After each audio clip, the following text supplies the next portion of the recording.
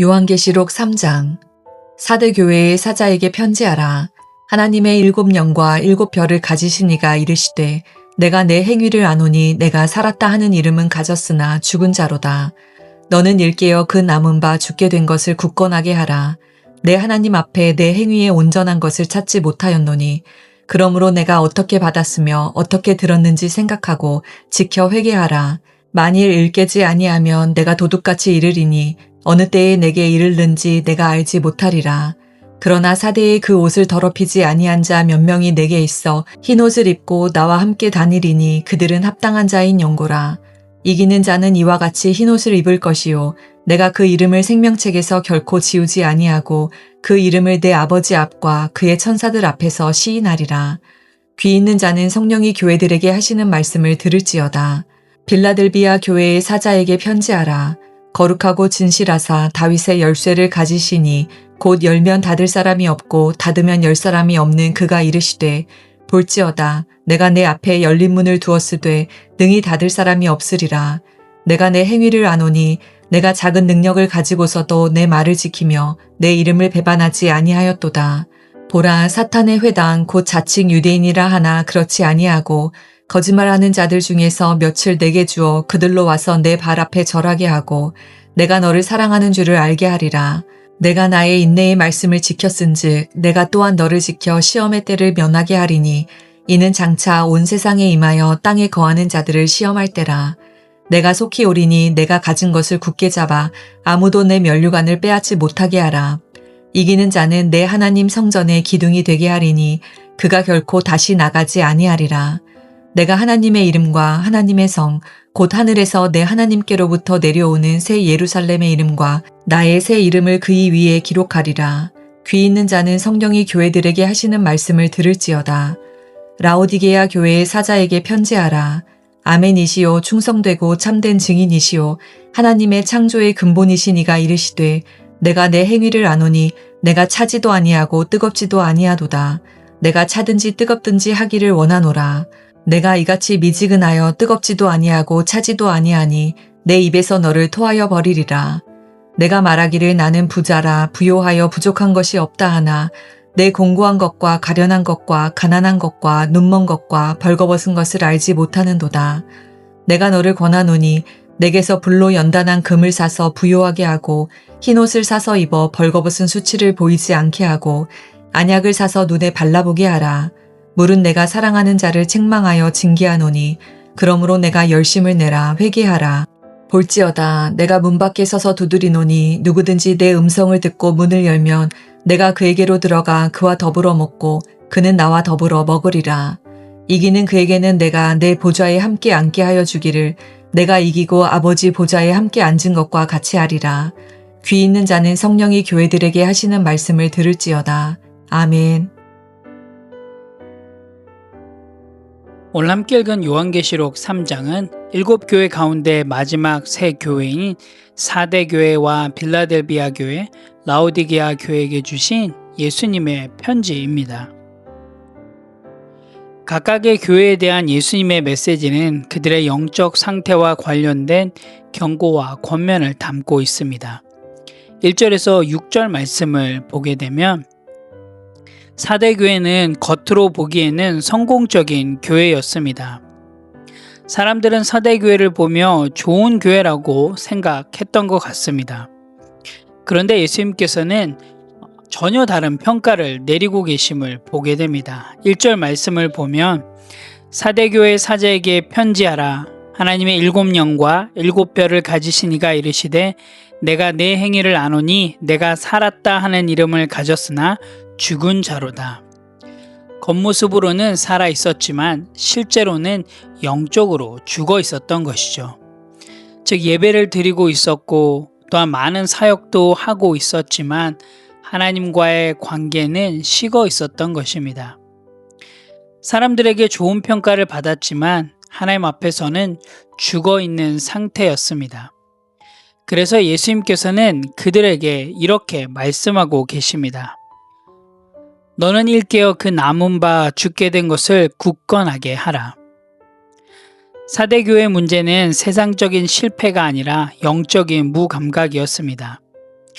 오늘날에도 우리는 교회에 출석은 하지만 기도하지 않을 수 있고 봉사는 하지만 하나님과의 친밀함은 잃어버릴 수 있습니다. 사대 교회에 대한 권면은 영적 무기력과 타협에 빠진 교회들에게 주는 경고로 볼 수 있습니다.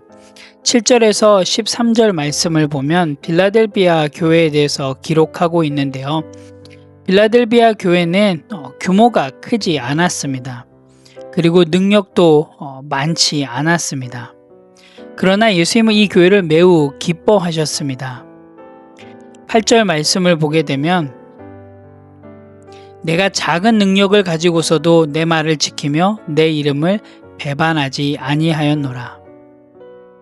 빌라델비아 교회는 강해서 칭찬받은 것이 아닙니다.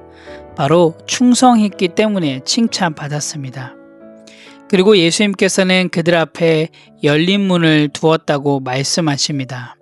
이 열린 문은 전도와 사역의 기회를 상징하며 이러한 기회는 하나님이 열어주셨기 때문에 아무도 닫을 수 없음을 의미합니다. 이것을 통해서 우리는 어려운 상황 속에서도 믿음을 잃지 않고 충실히 살아가는 것이 하나님께 큰 영광이 됨을 보여주고 있습니다. 빌라델비아 교회는 힘이 많아서 능력이 많아서 쓰임받은 것이 아니라 끝까지 믿음을 지켰기 때문에 쓰임 받았습니다. 이처럼 하나님은 능력 있는 사람보다 하나님 앞에 충성된 사람을 찾고 계심을 오늘 빌라델비아 교회를 통해서 또한 살펴볼 수가 있습니다. 14절에서 22절의 말씀을 보게 되면 라오디게아 교회에 대한 편지의 내용을 기록하고 있는데요. 라오디게아 교회는 부유한 교회였습니다. 경제적으로 부족함이 없었습니다. 그들은 스스로 만족하며 이렇게 이야기를 합니다. 17절 말씀을 보면 나는 부자라 부요하여 부족한 것이 없다. 그런데 예수님의 평가는 다릅니다. 17절 말씀을 보면 내 공고한 것과 가련한 것과 가난한 것과 눈먼 것과 벌거벗은 것을 알지 못하는도다. 결국 라오디아 교회의 가장 큰 문제는 미지근함이었습니다. 15절에 기록하고 있는 것처럼 내가 내 행위를 아노니 내가 차지도 아니하고 뜨겁지도 아니하도다. 내가 차든지 뜨겁든지 하기를 원하노라. 그들은 예수님을 완전히 거부하지도 않았습니다. 하지만 그렇다고 전심으로 사랑하지도 않았습니다.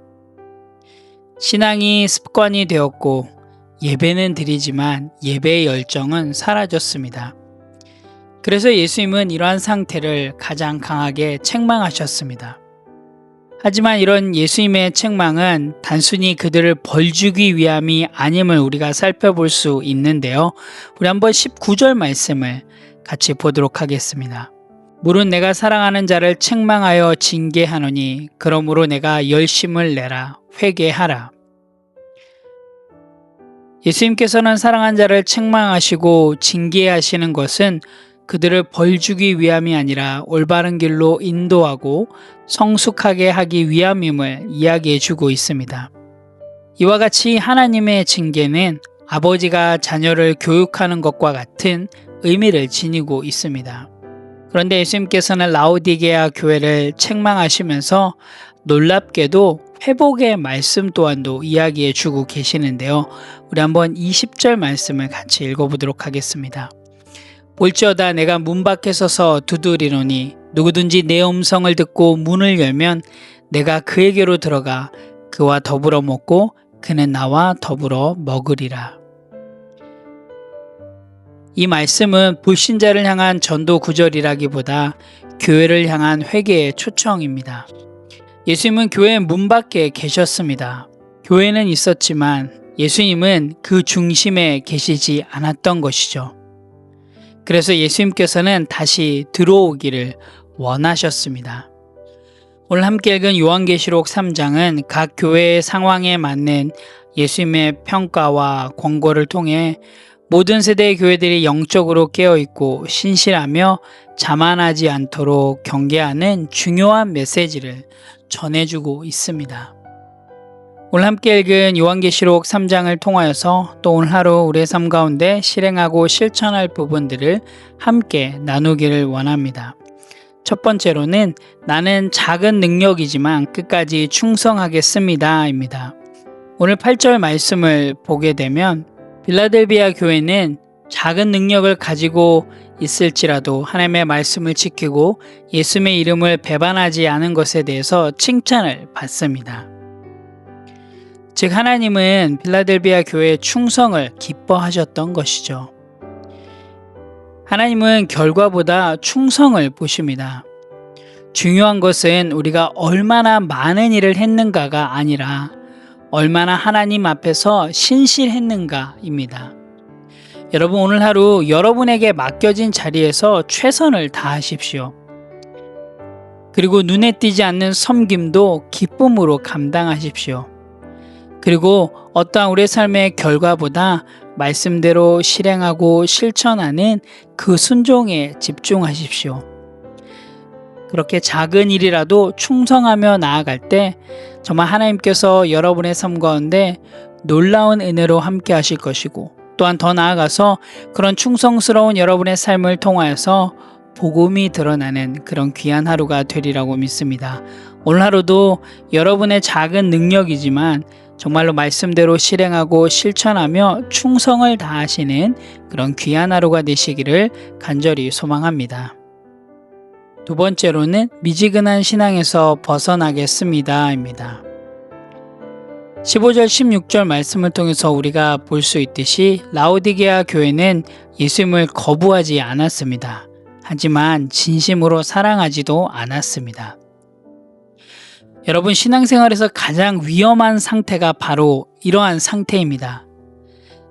미지근한 상태, 믿지 않는 것보다 더 위험한 상태입니다. 여러분 오늘 하루 여러분의 신앙이 습관이 되고 예배가 형식이 되지 않도록 최선을 다하시기 바랍니다. 예배가 당연한 것이 아님을 기억하시면서 여러분의 삶의 우선순위를 점검하시고 혹여나 내가 하나님보다 더 사랑하는 것이 있는지 다시 한번 점검해 보시는 그런 귀한 하루가 되길 원합니다. 그래서 오늘 하루도 정말로 말씀대로 실행하고 실천함을 통하여서 예수님을 향한 열정이 회복되는 그런 귀한 하루가 되시기를 간절히 소원합니다. 함께 기도하겠습니다. 하나님 참 감사합니다. 오늘도 요한계시록 3장을 통하여서 또 우리에게 주시는 하나님의 놀라운 은혜를 경험하게 되었습니다.